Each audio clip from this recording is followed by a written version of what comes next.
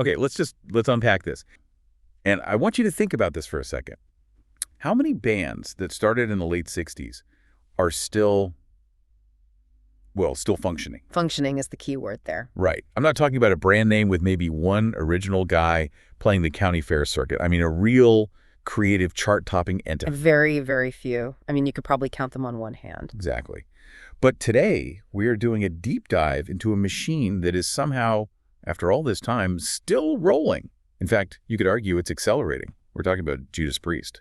And we have to be clear, that phrase they're known for, metal gods, that isn't just, some marketing slogan. Not at all. When you really dig into the history of heavy metal as a genre, Judas Priest is the band that basically built the whole factory. They designed the look, they codified the sound, they wrote the manual. That's a perfect way to put it. And our mission today is really about one thing: survival.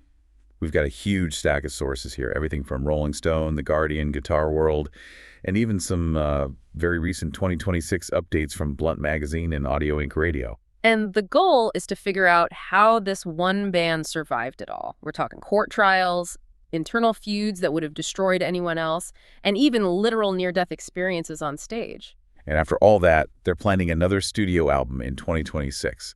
It's just incredible. It's a masterclass in resilience, but I think to understand how they got here to 2026, you have to go all the way back to the beginning. And we're not talking about, sunny California. No, this is Birmingham, England, 1969, the Black Country. Precisely. And this is so crucial to visualize.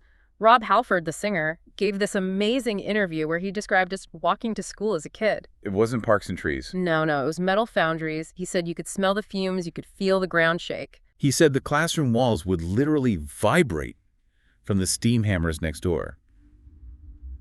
That sound, that feeling, that's the DNA of the music, isn't it? It is. It's not a metaphor. They weren't trying to sound like American blues artists. They were trying to replicate the sound of heavy industry. The volume, the power, the mechanical drone. Which brings us to their signature sound. The thing you always hear about. The twin-laid guitar attack. KK Downing and Glenn Tipton. Right. But, to play devil's advocate for a second, they weren't the first band to do the two guitars thing, were they? No, and that's a great point. You had bands like Wishbone Ash or the Allman Brothers doing it way earlier. But the whole application was different. The Allman Brothers, that was more like a bluesy conversation. It was loose, it had swing. Like they were just jamming with each other. Exactly. What Priest did was they ripped the blues out of it. They stripped away all that swing. Downing and Tipton played these super tight, harmonized riffs that were locked together. So it wasn't a conversation. It was an assault, a synchronized assault. It was mechanical, aggressive, and just heavy. So that's the sound. But what about the look? Because if I say heavy metal to you, an image pops into your head. Leather, studs, spikes. And that is 100% Judas Priest. Or to be more specific, that is 100% Rob Halford. But it wasn't always that way. I was looking at old photos from before, say 1978, they look like a completely different band. Oh, totally. They were in these flowing satin and velvet outfits, hippie clothes. It just didn't match the music anymore as the sound got heavier. So Halford brings in the leather. And this is where the story gets really, really interesting. Because in his book, the guitarist, KK Downing, he sort of claims it was just a natural evolution, that he always had this heavy metal attitude and the look just completed it. Right. He frames it as this tough, aggressive thing.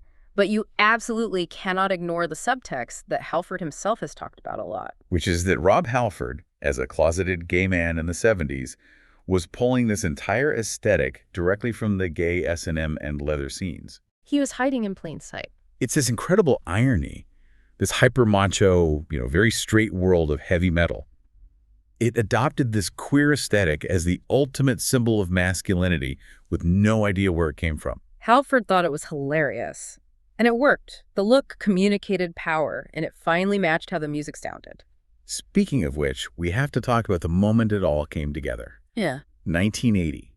The album British Steel. Ah, yes. The one that gave us Breaking the Law and Living After Midnight. This is the record that, you could argue, codified heavy metal.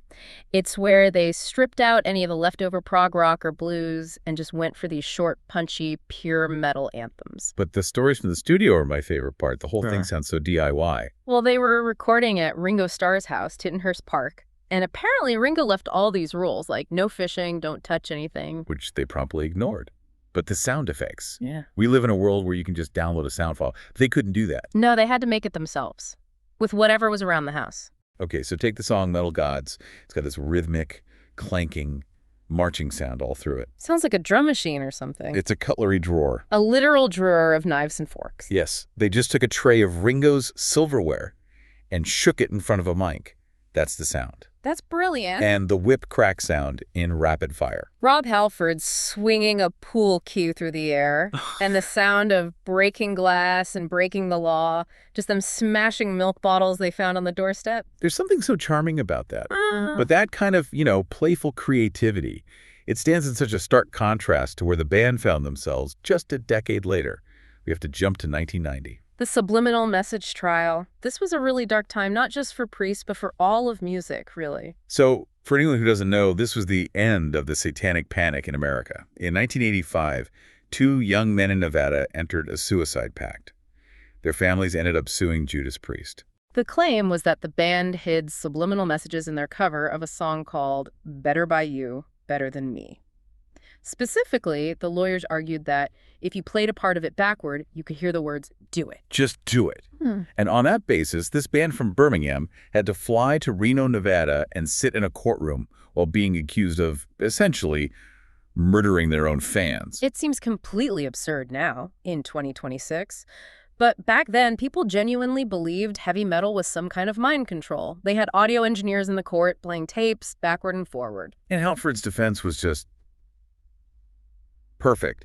He basically explained the science of pareidolia, how our brains are wired to find patterns. You can listen to static and eventually you'll hear words. He said the so-called backward message was just the sound of him exhaling between lines. But his best argument was just simple logic. The economic argument. I love this. He basically said to the judge, look, why would we kill our fans? Bad fans don't buy records. Exactly. He said if we were going to put a subliminal message in our music, it would be buy more of our records. Which is pretty hard to argue with. So the judge ruled in their favor, but, and this is a little detail that gets lost, the judge didn't rule that subliminal messages were impossible. He just said Priest didn't put them there maliciously. It was a narrow victory, and it cost them a fortune. And you can see how it took a toll. Because right after that, the band essentially fell apart. We enter the 90s, Ugh. the wilderness years. Starting with Rob Halford leaving in 1992. And for so long, everyone just thought he quit to go solo. But reading his more recent interviews, it sounds more like it was just a massive misunderstanding. A combination of burnout and bad communication. He wanted to do a solo project, a band called Fight. He sent a letter to the label asking for, clearance, and the label interpreted it as his official resignation from Judas Priest. Oh, wow. Talk about a costly error. It shattered everything, and it led to maybe the strangest chapter in their story, the Tim Ripper Owens era. The real-life rock star story, this is just amazing. They actually hired the lead singer from a Judas Priest tribute band to be the lead singer of Judas Priest. Which, that became the loose inspiration for that Mark Wahlberg movie, Rockstar. Which the band hated, right? Hated it, despised it. They felt it was a caricature. There's apparently a scene with nipple piercings that really offended them. They felt it turned their whole world into a joke. But, okay, let's forget the movie. What about the music from that time? The album was Jugulator and Demolition. It's complicated. Ripper Owens is a fantastic singer, technically. He can hit all the notes.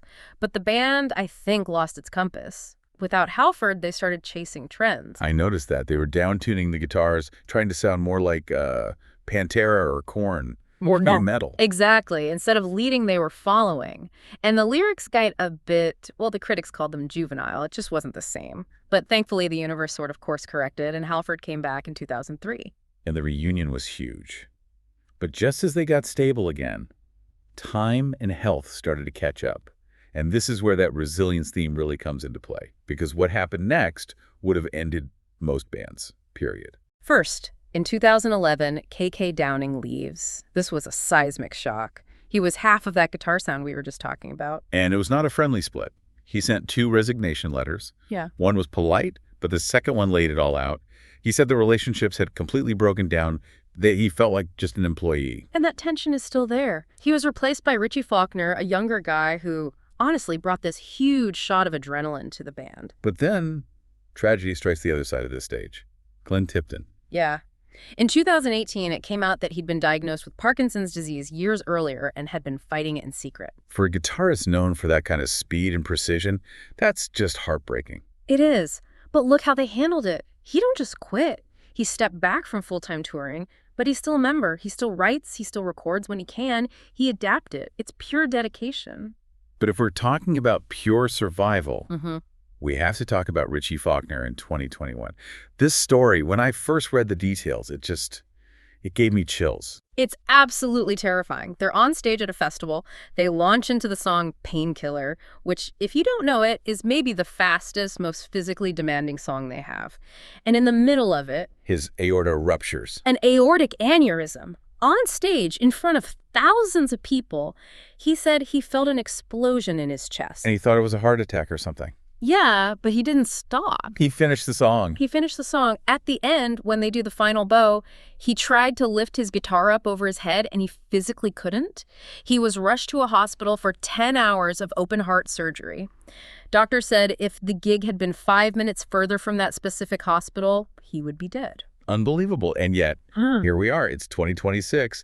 The band is still here. More than here. They released an album in 2024, Invincible Shield, and the reaction was just stunning. It debuted at number 18 on the Billboard 200. I mean, for a band that's been around for over 50 years, that's insane. And they're not stopping. No. I was just reading an interview with the bassist, Ian Hill, the one guy who's been there for the whole ride. He confirmed that the plan for 2026 is to go back into the studio. Again. The work ethic is just off the charts. He said Richie Faulkner has been stockpiling riffs on tour, and that the writing team of Faulkner, Halford, and Tipton is still going strong, even with Glenn's health issues. And they've announced a 2026 European tour. The Faith Keepers Tour. Which is just such a perfect name, isn't it? It really is. It feels like they see themselves as guardians now, defenders of this thing they helped create. It speaks to that whole invincible idea. They're not just a band. They're an institution.